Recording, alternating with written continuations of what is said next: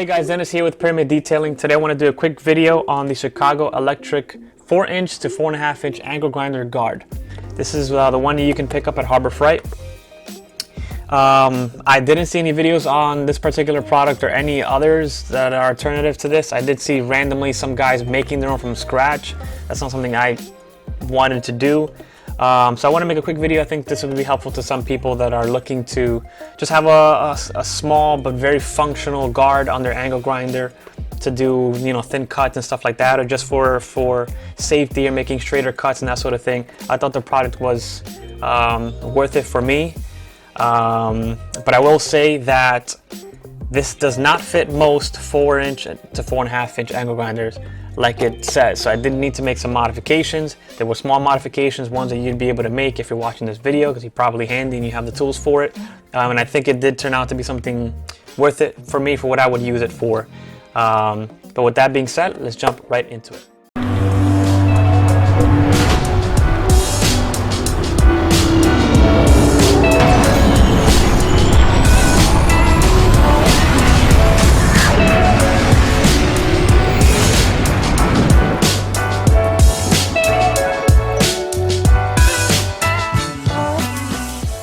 Okay guys, so we're back. So just want to show you a couple things that come inside the box.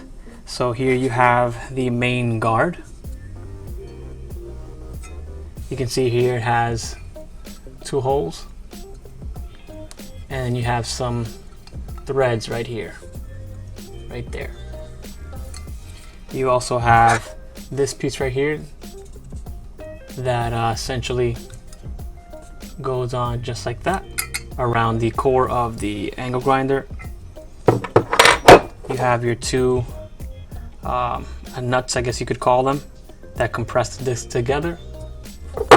You have 2 screws, which are used for tightening these together, and you have your 2 wing nuts, which you use for this guy right here, the actual main piece that you're basically interested in. So the way this works is, you see you have these 2 arms right here.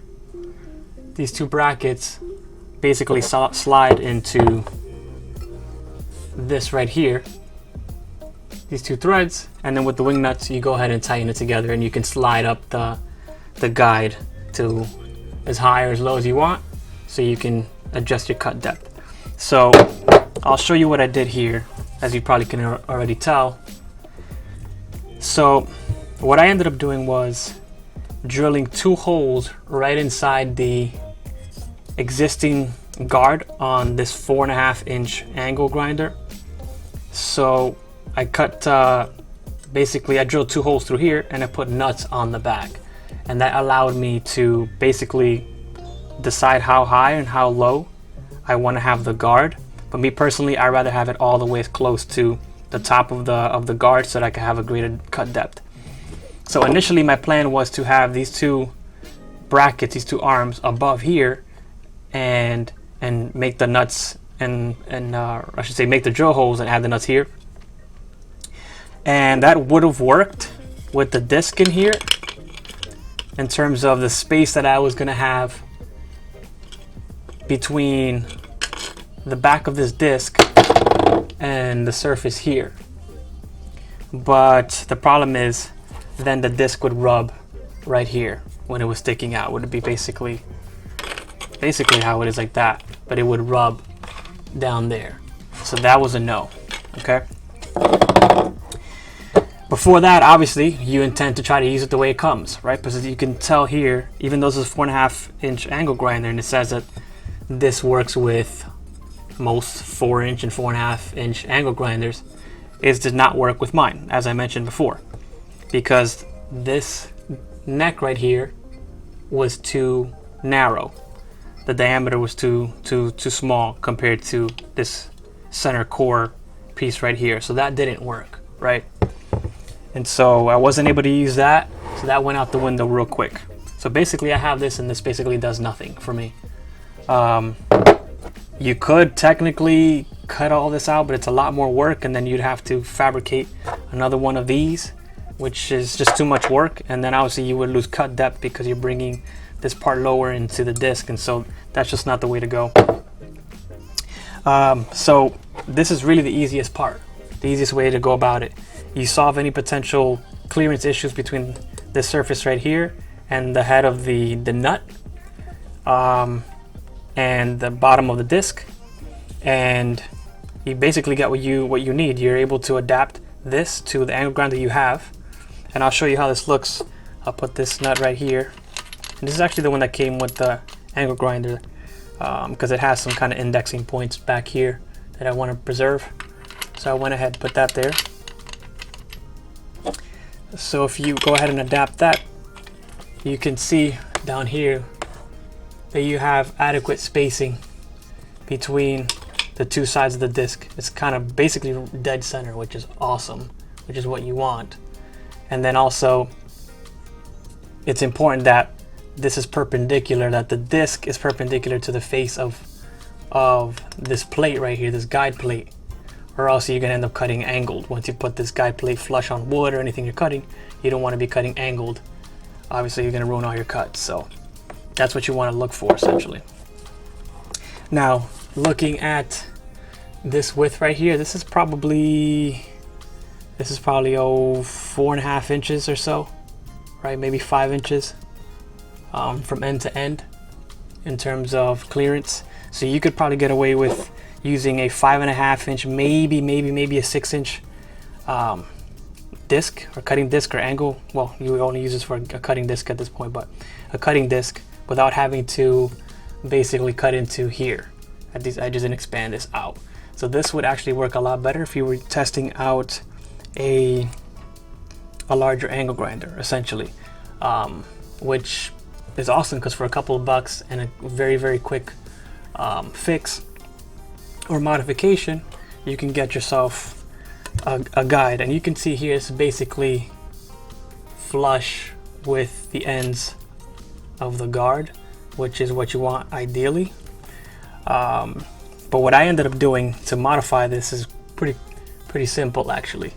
So I went ahead and I cut off these arms because this center right here was too narrow. It was too narrow for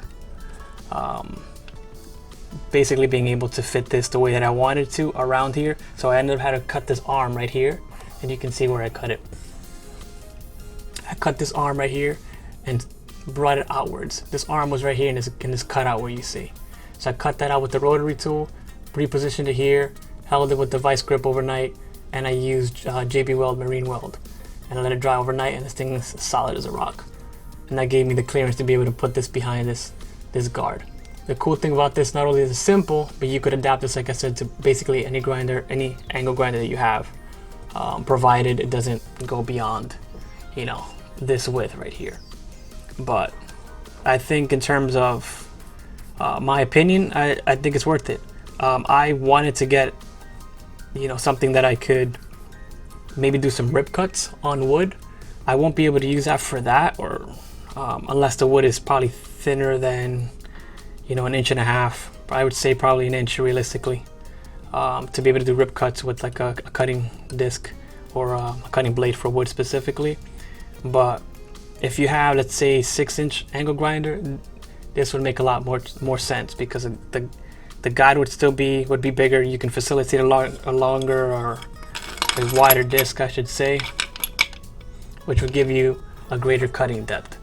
This is only about almost 1 inch right here, and I wanted it a little bit further down so I can make deeper cuts.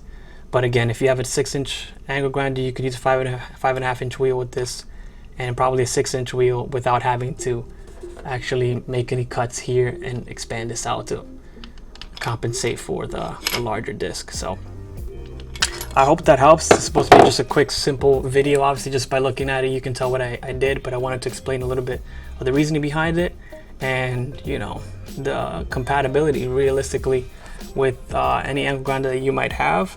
Again, this does not fit the way they say it does. This does not just plug and play with any type of angle grinder that you have.